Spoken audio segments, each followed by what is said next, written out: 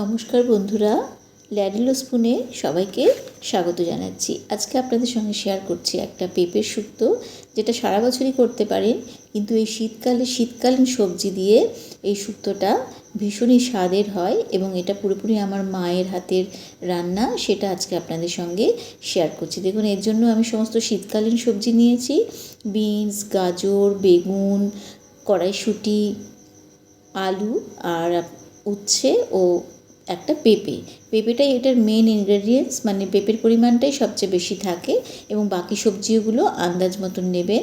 দেখুন কিভাবে কেটে নিচ্ছি, সমস্ত ছোট ছোট করে কেটে নেবেন। বিয়েবাড়ির যে শুক্তো আপনারা খান তাতে কিন্তু সমস্ত সবজি লম্বা লম্বা করে কাটা হয়, এই শুক্তোটাতে কিন্তু সমস্ত সবজি ডুমো ডুমো করে কাটা হয়। শিমটা বেশ বড় বড় শিম ছিল, 5 টুকরো করে কেটে নিয়েছি। গাজরটাকেও ছোটো ছোটো করে কেটে নিয়েছি, বিনসটাকেও ছোটো করে কেটেছি, আলুটাও দেখুন মাঝখান দিয়ে কেটে আবার লম্বা করে 4 টুকরো করে নিয়ে তাতে আবার 4 টুকরো করেছি। আর ওই গোটা পেঁপেটা থেকে আমি অর্ধেকটা মতন পেঁপে ব্যবহার করছি এই শুক্তোটাতে। বুঝতেই পারছেন সমস্ত কিছু যা যা উপকরণ নিয়েছি তার মধ্যে পেঁপের পরিমাণটাই সবচেয়ে বেশি, এবং 6-7টা কড়াইশুঁটিও আমি এখানে ছাড়িয়ে নিয়েছি।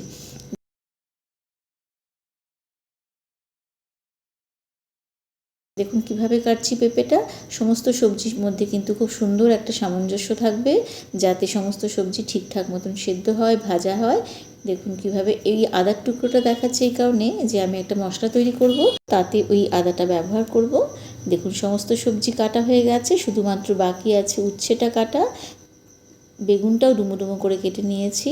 এই দুটো উচ্ছে আমি নিয়েছি ঠিকই, কিন্তু দুটো উচ্ছে আমি দেবো না, দিলে পরে একটু তিতকুটে হয়ে যাবে সবজি শুক্তোটা, সেটা কিন্তু ভালো লাগবে না। একটা খুব সুন্দর একটা ব্যালেন্স যাতে থাকে তার জন্য আমি একটা উচ্ছেই ব্যবহার করব।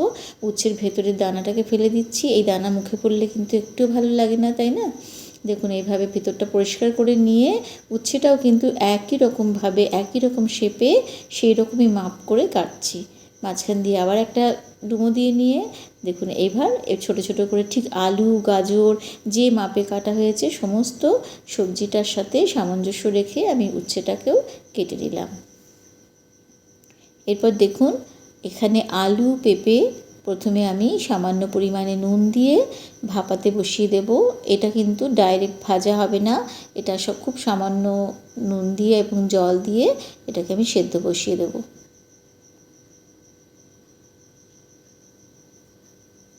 আর এদিকে কিন্তু কড়াতে আমি তেল নিয়ে নিচ্ছি, তাতে বড়িটাকে ভেজে নেব। যদিও এই শুক্তোতে কিন্তু আমাদের সবসময় কড়াইয়ের ডালের যে ফুলকো সাদা বড়ি হয় সেটা ব্যবহার হয়, যেহেতু সেটা বাড়িতে অ্যাভেলেবেল ছিল না আমি ওই জন্য বড় বড়ি ভেজে নিয়েছি। এবার দেখুন আলু পেঁপেটা একটু সেদ্ধ হয়ে এলে পরে তাতে বিনস এবং গাজরটাও দিয়ে দিতে হবে এবং কড়াইশুঁটিটাও দিয়ে দিচ্ছি। সমস্ত কিছুই কিন্তু আমি একদম গলে যাওয়ার মতো করে সেদ্ধ করব না, 80% সেদ্ধটা এখানে করে নেব এই 4টে সবজি। এদিকে বড়িটাও ভাজা হয়ে গেছে, তুলে রাখছি। বড়ি কিন্তু আমি খুব সিমে করে ধিমে আছে ভাজি, যাতে বড়ির ভেতর অবধি খুব ভালো মতন ভাজা হয়ে যায়। এরপর ওই তেলের মধ্যে আরও কিছুটা সর্ষের তেল নিয়ে নিলাম।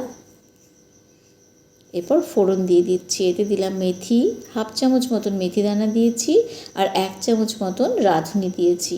এই দুটো মশলাতেই কিন্তু দারুণ একটা গন্ধ হবে শুক্তোটাতে। দিয়ে দিলাম একটা ছোট তেজপাতা, দিয়ে ফোড়নটাকে ভালো সুন্দর মিষ্টি গন্ধ বের হওয়া অবধি ভেজে নিলাম। এরপরে প্রথমে দিয়ে দিতে হবে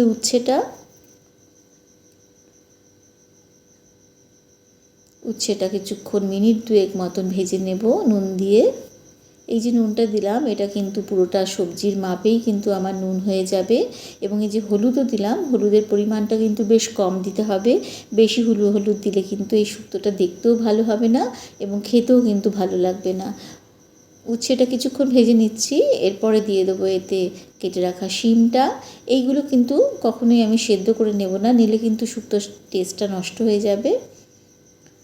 শিমটা দিয়েও আরও কিছুক্ষণ ভেজে নিচ্ছি, মিনিট 2 মতন। সব কিছুই অল্প অল্প করে ভেজে নিচ্ছি যাতে শেষ অবধি কিন্তু সমস্ত সবজি সুন্দরভাবে ভাজা হয়।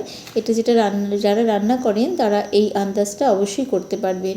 এবার দিয়ে দিলাম ডুমো করে কেটে রাখা বেগুন। দেখুন এইরকমভাবে সমস্ত সবজি এগুলোও কিন্তু মোটামুটি সেদ্ধ হয়ে এসছে এবং ভাজা হয়ে গেছে। এইদিকে সেদ্ধ করে রাখা সবজিটা থেকে জলটা ঝরিয়ে নিয়েছি। দেখেই বুঝতে পারছেন যে একটা সবজিও কিন্তু গলেও যায়নি বা কম সেদ্ধ নেই। এবার দিয়ে দিলাম 2 চামচ সর্ষে এবং সেই কেটে রাখা আদাটা দিয়ে আমি একটা পেস্ট তৈরি করে নেব। এতে আমি সামান্য নুন দিয়ে পেস্ট করেছি। এবার ওই ভাজা সবজিগুলোর মধ্যেই কিন্তু সেদ্ধ করে রাখা সবজিগুলো দিয়ে দিতে হবে। দিয়ে এটাও প্রায় মিনিট 5 আমি ধিমে আঁচে ভেজে নেব সমস্ত সবজিগুলোকে। দেখুন এইভাবে সমস্ত সবজি ধীরে ধীরে আমি কিন্তু ভেজে নিচ্ছি। এবার এই সবজিটার মাঝখানে একটুখানি ফাঁকা করে নিয়ে বেটে রাখা আদা এবং সর্ষে বাটাটা দিয়ে দিচ্ছি।